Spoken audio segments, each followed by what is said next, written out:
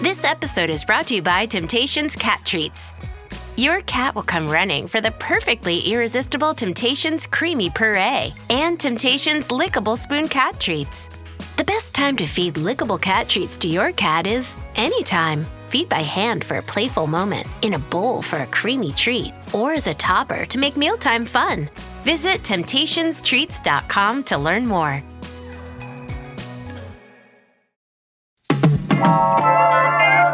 Welcome to our Friday News Roundup. Whether you're listening on your commute or in your kitchen, we're going to get you prepped for your day. So today on CityCast Las Vegas, I'm with Jacob Solis, press secretary at Battleborn Progress, and my co-host David Figler. And we're going to talk about the Fontainebleau. It's being probed for potential money laundering scandals, the Las Vegas population that is growing at an unprecedented rate, and that the Cabbage Patch Kids launched a new advertising campaign in town. It's Friday, May 30th. I'm Sarah Lohman, and here's what Las Vegas is talking about.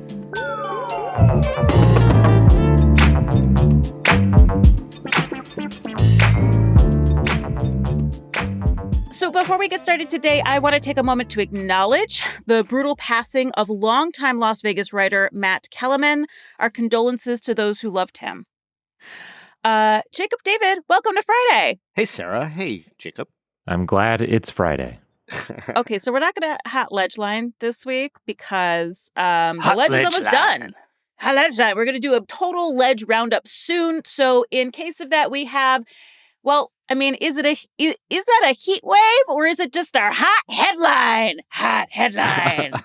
Thank you, David. I appreciate it. But it is a heat wave. It's not just the hot headline. Today and tomorrow, we've got some record-breaking temps for this time of year. It's going to be 105 and 106 degrees. But rain is coming on Sunday. You know I love that. You know I love a stormy desert day. A warm rain. It seems like every year there's new records being set. I don't like any of that. Yeah, hot ones. We're already climate change. Record weary. We don't need new records being beat with the heat. I need less excitement in my life. But, stay safe out there. Look up the cooling centers around town if your AC is out, or catch a movie at the Beverly. That's what I did last year when I was waiting for the maintenance guy. It's never a record perfect day in the summer. Every record in the summer is like most consistent days with no saliva in your mouth and stuff like that. Just because it's so damn hot. I don't know if anyone gets the reference, but I always feel like in the SpongeBob movie, when they get dried out as Curios? Yes. So surely the listeners will understand that reference, but that's what it feels like for summer in Las Vegas now. So anyways. We're just Someone starfish. Will get it. Belly up starfish. That's all we are. Mm-hmm. All right. Well, let's get to the news because there is some spicy intrigue. David, what is going on at the Fontainebleau? Poor Fontainebleau can't catch a break. The long beleaguered property that struggled to get open, that finally did open in December of 2023, so not very long ago, and almost immediately got rid of their entire executive board because they weren't making money hand over fist right away because it's competitive out there, especially on the north end of the strip where people don't go as much. Anyway, the president of the strip resort since January 2024, a guy named Maurice Wooden, was up in front of the Nevada Gaming Commission for some routine licensing. And when they do that, they create a little packet of background materials. And inadvertently, wink, wink, no, probably inadvertently, a document was placed in that background packet that revealed that the hotel was under investigation by the Nevada Gaming Control Board for these possible AML or anti-money laundering law violations, which, as any listener to the podcast or reader of local news will note, has been a really big deal in Las Vegas recently and a real black eye for the Nevada Gaming Commission because they seemingly let it go by while the feds came in and did an indictment over at Resorts World, and MGM was also implicated. Indeed, the president of Resorts World, pled guilty to charges and lost his gaming license. Anyway, so during the course of this routine licensing, one of the board members just was like, "Hey, what about this, Mr. Wooden?" And he goes, "I don't know anything about that." And then all of a sudden there was this very awkward conversation about, we shouldn't be telling people that they're an investigation before. Shouldn't this have been made confidential? And then there was some banter back and forth. Anyway, long story short, based on reporting from both Dana Gentry over at the Nevada Current and Howard Stutz over at Nevada Independent, we learn that they seem to be extending credit to people without necessarily following the compliance laws to make sure that people are credit worthy for very large sums of money. There might have been at least 5 or maybe 6 cases that they were scrutinizing to make sure that they weren't giving money to people who shouldn't be getting money for various reasons, that their income was legitimate, et cetera. In the neighborhood of like $2 million each, right? So that was kind of happening. Meanwhile, things weren't bad enough for Fontainebleau. Las Vegas locally tweeted out a picture of a letter that people were getting, and he reported, or she, we don't know, we don't know the pronouns of Las Vegas locally, reported that there were a bunch of layoffs at the property as well, because the property's just not making money. So, yeah, just a big old struggle. The mandatory HR meeting that they then got fired during. Yeah. Yeah. So, is Fontainebleau yet the next casino that's under scrutiny for playing fast and loose with money rules to make sure that they had people gambling in their property because ultimately greed. David, let me ask you a quick follow-up. Like, how is this different than the money laundering accusations at Resorts World? This does appear to be a little bit more of a straight compliance on credit issuance right now. I mean, we don't know a whole lot because all we really are based on is the leaked document. We don't know the depth of the investigation or who they're talking to. I think that the bigger thing that was at MGM and then, migrated over to Resorts World was that they were actively recruiting illegal gamblers and their ill-gotten gains, and that there was also kind of this weird pay-for-play thing with a bunch of sports figures and illegal betting with casino play being offered to pay off debts and things. There was a lot of complicit, fast and loose utilization of money in all directions with players that they were trying to develop. This seems to be more of, when we issue credit, we have to follow certain rules. And Howard Stutz was reporting that one of the things looked like that there was initially a compliance denial because the person wasn't qualified for the credit, and that someone in the higher ups overrode that because they wanted that person gambling there. A quick clarification for one or both of you. Like, when I think money laundering, I think like an illegal business front by which to channel money through that is then set aside and you're not paying taxes on. And that's not what this means, that phrase means in this case. Well, with a casino, I could be wrong. I'm not a casino expert, but with a casino, I think when we talk about money laundering, it's about know your customer rules. And so essentially, if you don't know where the money they're asking for is coming from, then you could inadvertently, like David said, launder that money by essentially letting them gamble it. And essentially you could, if they're gambling that money and then doubling their gains, and then the casino, they cash out from the casino and they get all that money back, if you don't know where the money is coming from and that money is gotten illegally, then you've laundered it in what we call an oopsie daisy in the business. Yeah. It's like, hey, buddy, where'd you get all that money? Oh, I won it in the casino. Oh, I guess we're done. Huh. That's money laundering. Oh, that makes sense. Okay, I love this behind the scenes. And of course, one of the big differences with Resorts World is that it was a casino executive was materially involved in a money laundering scheme. So it's he denied that he was the linchpin. He just felt he was the fall guy. That's when he was being federally sentenced. He kind of blamed everyone except himself. He did not take responsibility. Yeah. Who among us is not aided and abetted a money laundering scheme, With former minor league baseball players and illegal bookmakers. Sure. I mean, we all have a little bit. I mean, that's Vegas. Allegedly. Well, I mean, pled guilty to it. So we've got these layoffs both now and of the C-suite when it first opened. We've got a money laundering probe. We've got Nacho Gate, of course. Nacho Gate. Thank you for bringing that up, Sarah. Nacho Gate. Of course. Never forget. Jacob, is the Fontainebleau falling apart?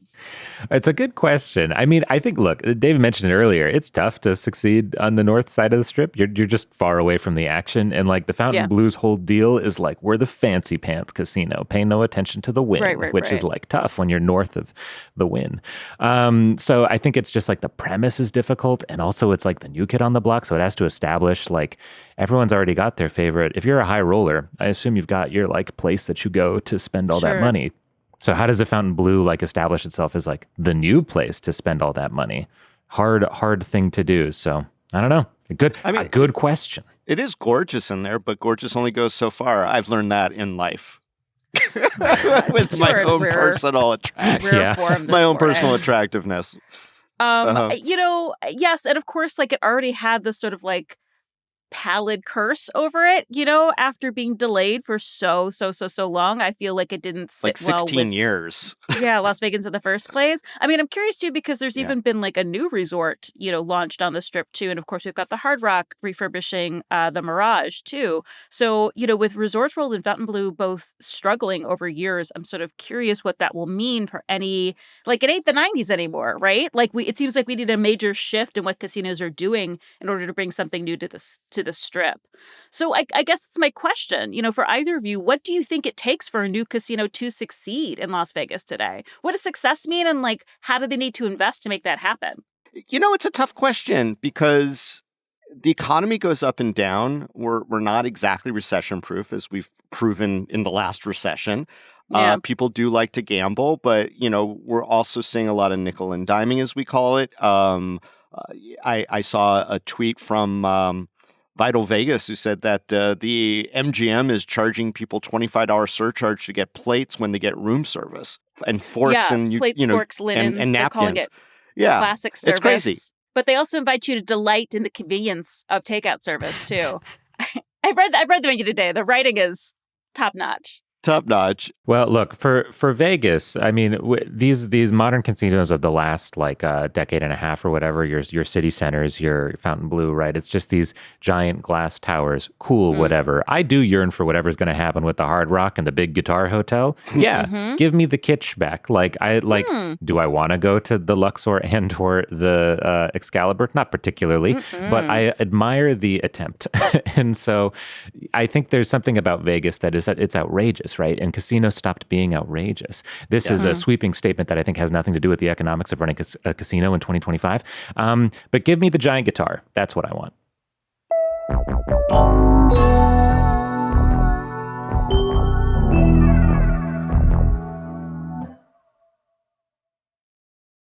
Running a business comes with a lot of what ifs. But luckily, there's a simple answer to them. Shopify. It's the commerce platform behind millions of businesses, including Thrive Cosmetics and Momofuku, and it'll help you with everything you need. From website design and marketing to boosting sales and expanding operations, Shopify can get the job done and make your dream a reality. Turn those what-ifs into... Sign up for your $1 per month trial at shopify.com/special offer. This episode is brought to you by MeUndies. Underwear drawers are like the Wild West. You never know what you're going to pull out or what shape it's in. So upgrade your collection with the buttery soft comfort of MeUndies. MeUndies' signature fabric is as soft as a warm hug from your favorite sweater. Plus, it's breathable and oh so comfy, making it ideal for all-day wear. Get 20% off your first order, plus free shipping at MeUndies.com/Spotify with code SPOTIFY. That's MeUndies.com/Spotify, code SPOTIFY. Jacob, there's a new study that says population growth in Vegas is crazy. We are outpacing a lot of other cities. Can you tell me more? Yes, I can. And I'm actually going to pull directly from this article from the Las Vegas Review-Journal because there's a lot of numbers involved and I would not be able to keep them straight in my head if I did not. But yes. So this from Eli Siegel over at the Review-Journal. He's such a good reporter. I like his work. Great stuff. So Vegas had 2.4 million residents last year, which is up 5.4%, or about 123,000 people from the summer of 2020, according to the census. The North Las Vegas jumped 12.6% to around 294,000 people, and Henderson grew by almost 10%. Vegas itself up only 5%. So That is all very large because the nationwide population increase was 2.6%. So Vegas is outpacing other metros by a lot. And this comes sort of despite certain environmental concerns, among them water. We've all seen Lake Mead. We love a bathtub ring, don't we? And obviously the record heat, which we all love as discussed. So yeah, it's what a time to be alive, I suppose. I mean, it does harken back to the growing up times of my life where our population virtually doubled every 10 years.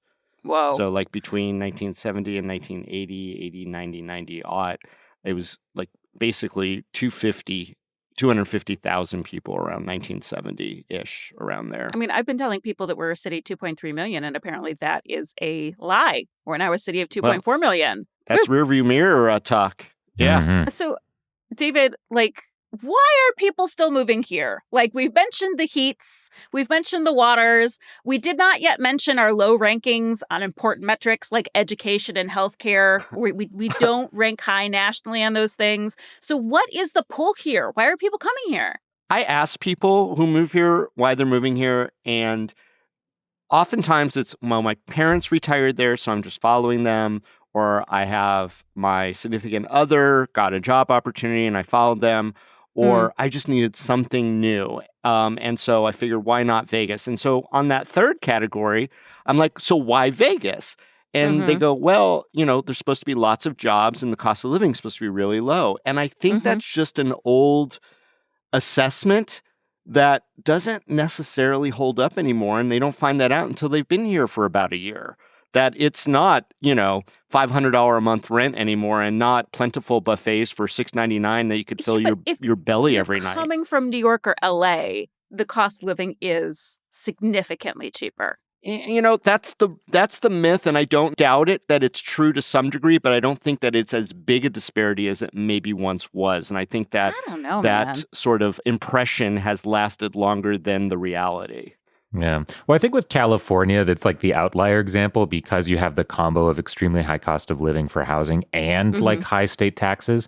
It's like moving to Nevada is probably a huge difference. But if, say, you were like moving from Florida or Texas, like, again, the sort of other Sunbelt states where lots of people flee from, you know, California to go to, probably a different vibe. Like, for instance, is Nevada that much cheaper than, say, like Washington or Oregon? I have no idea. I'm just saying words, but it doesn't feel, as someone who lives here, it doesn't feel like it's that cheap. I mean, interestingly, it's been mostly people moving from Los Angeles. Most of the people moving to Las Vegas in the first 6 months of 2024 came from Los Angeles, according to a study from U-Haul. I don't know if I trust. I think I need another source for that, but, you know, that's fine. I mean, again, I think you guys, for you, it's more expensive than you remember it being as lifelong Las Vegans. But my last apartment in New York City was a 275 square foot studio, and it cost $1,650. And that was cheap. Well, you can't compare us to New York City. But I mean, that's people are exactly what moving I'm here doing. from, you know, from all LA parts is of the country. expensive too. Well, to your point, I think the square footage matters, right? When you're moving out west, I think there's this sense of expanse that you can afford something bigger for less money too. And I think so. It's like, it's not necessarily that people are spending less money to live here. They end up spending the same amount of money on something that is much larger. For higher quality I think you see of that life. pattern. Yeah, exactly. That's a really But you good also point. you also sacrifice things like walkability, which you might be used to because New York certainly has tons of that. Sure, And but you know, like, I places moved to to a check walkable out neighborhood. and offerings, and a lot of that's not in Las Vegas right now. I mean, and meanwhile, the city keeps growing, sprawl keeps happening, it gets further and further out, a much bigger burden on our infrastructure, and, you know, the new people aren't really vested to help fix it. And I think a lot of the problems we talk about, look, all the wonderful things that you talk about, Sarah, I love too. That's why I've lived here my whole life and don't move away. But there are some things that we can't kick down the road and just hope that these new people bringing their new energy and money into the city will fix. So, like, we tend to talk about people moving here as villains, right? And of course, like, I'm going to take some, like, personal offense to that. I'm still a relative newbie here, although I'm coming up on 4 years. Like, we talk about them as though they are a problem. But aren't these people also bringing in new money and new energy and new ideas, and, like, are moving to a city that we assume they're excited about? So, like, what can we do to support this new influx? Because it doesn't look like it's going to stop. I should give them driving lessons. That's a start. Wow.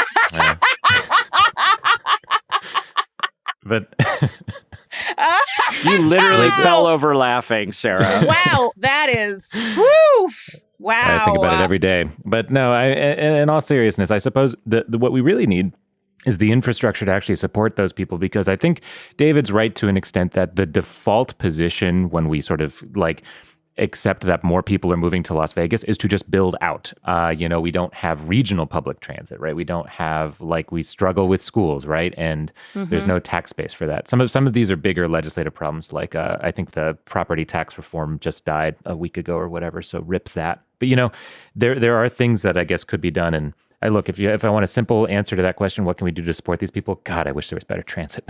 Yeah, seriously. And it's been interesting to see those massive apartments going up in the Arts District, too. Like, I feel like the first of its kind. But it does feel like we need to stop relying on developers to have these ideas and create a more consolidated plan for the future of our city. I don't know, David. What city do you live in? Well, first of all, let me just say very clearly that you portray an excellent villain, Sarah. Thank you. With your multicolored hair and your throaty laugh. I think that you are an amazing villain character, and I would watch the entire franchise of your films. But don't you think my presence here is contributing to and bettering Las Vegas as someone who decided to move here? You chose to get engaged, and one of the mission statements, not to, blow our own horn a little bit, but CityCast Las Vegas is intended in part to help acclimate and encourage newcomers to be engaged in their community, to find ways to be engaged in making, this place more livable. And that doesn't mean bring in, fancy, destructive Los Angeles ideas to Las Vegas, don't California my Nevada garbage. But by the same token, an engaged citizenry is a healthier community. And it's very easy to be siloed and isolated in whatever part of town you land in, to not care about the political landscape, to not demand the kind of services and to say it, amenities of good living. And so I think if you are going to move here and you decide I'm going to take the plunge, you can't just live like a tourist for a while. I think you have to start forget about your local, wherever you came from NPR station, and start contributing to the one here. You know what I'm saying? That sort of mindset. About them. I feel like you do also demand of me. Forget about what you left behind. You are now here. Look, a lot of very wealthy people relocate here too, and they continue their philanthropy in the town that they came from and kind of ignore it here, which is why Nevada and Las Vegas in particular are near the bottom of that list too. Charitable giving, philanthropy, etc. I mean, it's just not part of our culture because we grow so fast. I call it a Ponzi scheme. Like, no one really worries about all those metrics. As long as people keep moving here, we must be doing something right. And getting that fresh money seems very much like at some point the bottom falls out. I don't know when that is, but I don't like to talk about opening up all the BLM land. I don't like ignoring the RTC's survey of how much infill is available and everyone just saying we don't care. Well, it feels like the bottom is in the process of falling out, because I mean, to your point about there's no philanthropy. I mean, think about things about why did it take, or why are we still trying to get an arts museum in Las Vegas? Why is it taking so long to do that? Why is it taking so long? Why did it take so long to get a medical school? Why are there so few family trusts? I mean, the ones that are here are great. And, I really appreciate a lot of the work that gets done and we all celebrate it. But if you compare it to even Arkansas, we're way behind. So in one sentence, for each of you, what is your message to a newcomer to Las Vegas?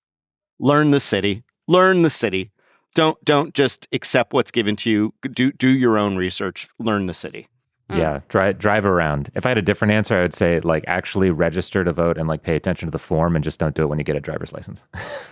Maybe learn about who's representing you and do some research on the local politics to actually understand what's happening. Because I think way too many people are passive about the experience. And mine is, obviously, if you know someone who is new here, please send them this podcast.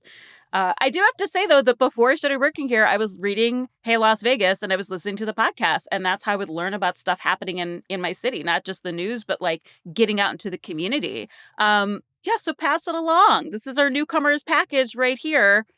help a friend, become a Las Vegas. And go to the events and meet people from all different aspects of the community. And there's plenty of opportunities. CityCast isn't the only game in town, obviously, but we work really hard at least, helping people with that.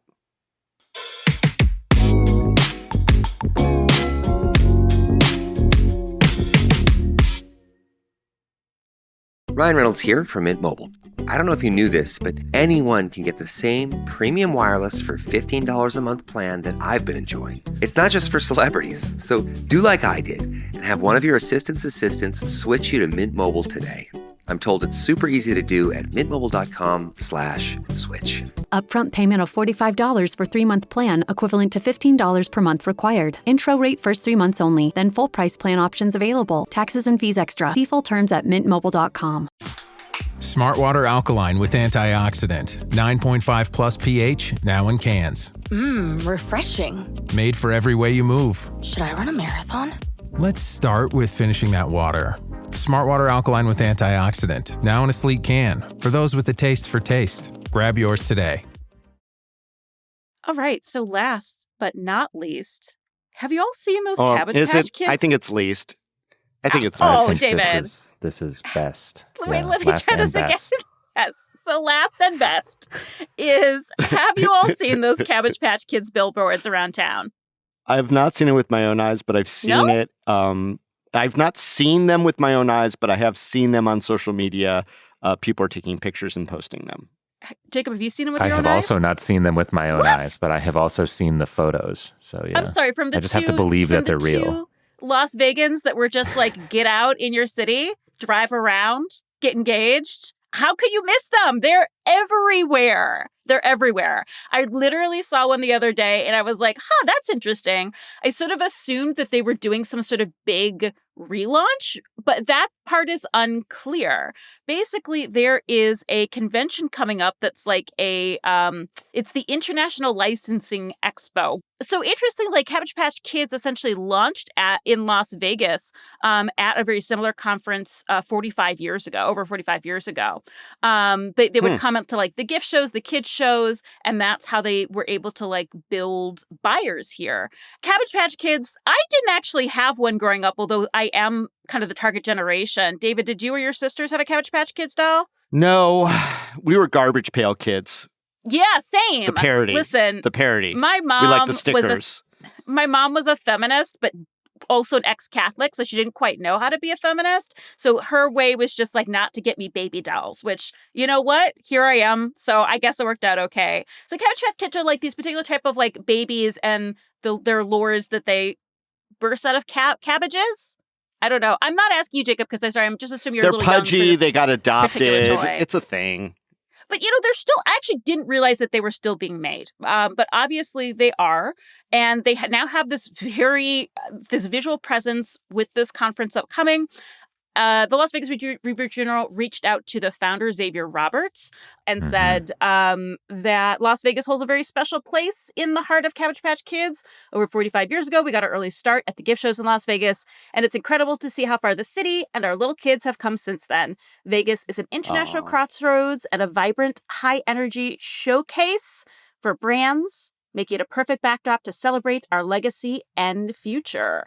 That's cool and all, but the billboards don't say that. The billboards just have the weird baby on them. They just have the Cabbage Patch Kids. Judgy. Judge much, Jacob. They have the Cabbage baby. They're God's children, too. They're Cabbage children.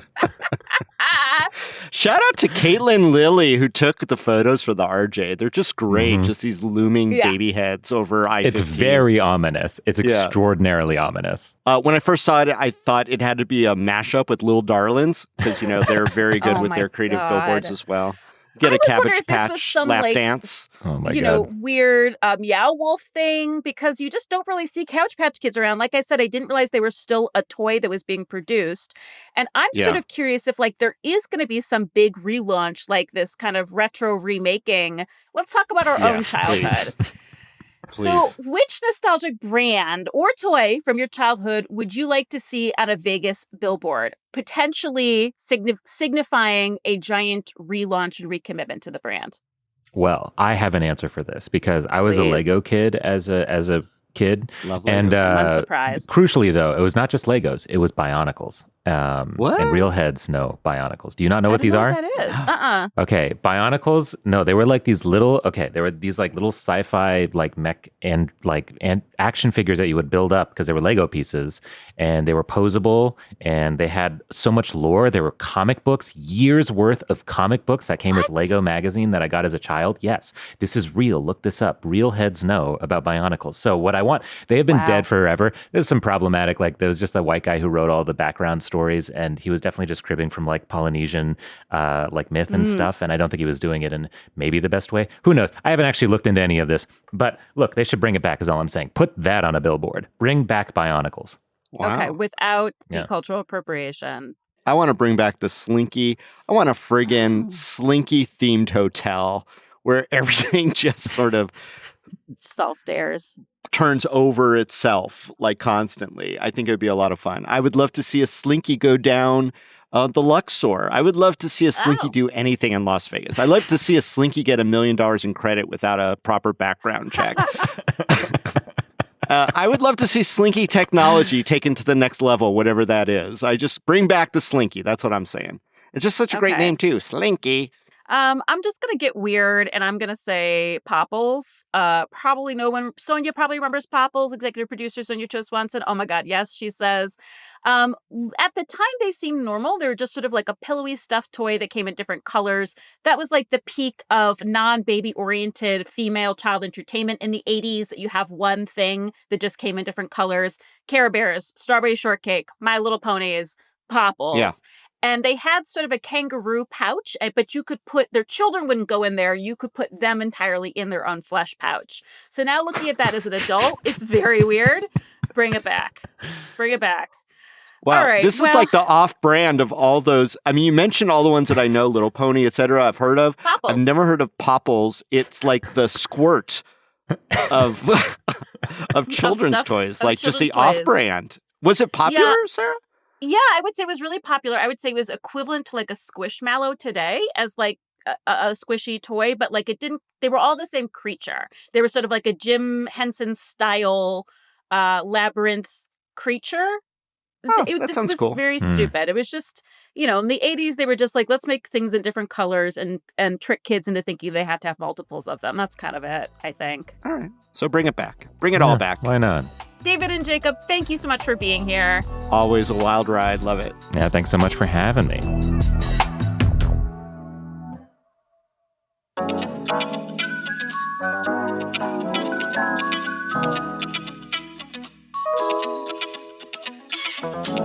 And that's all for today here on CityCast Las Vegas. Our executive producer is Sonia Cho Swanson.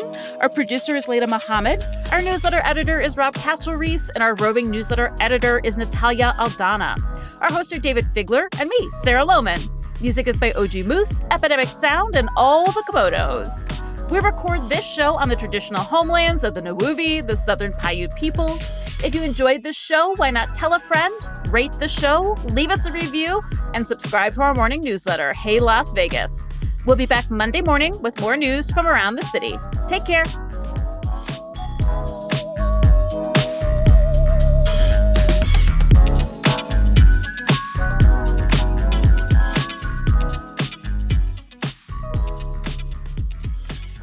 Hang on.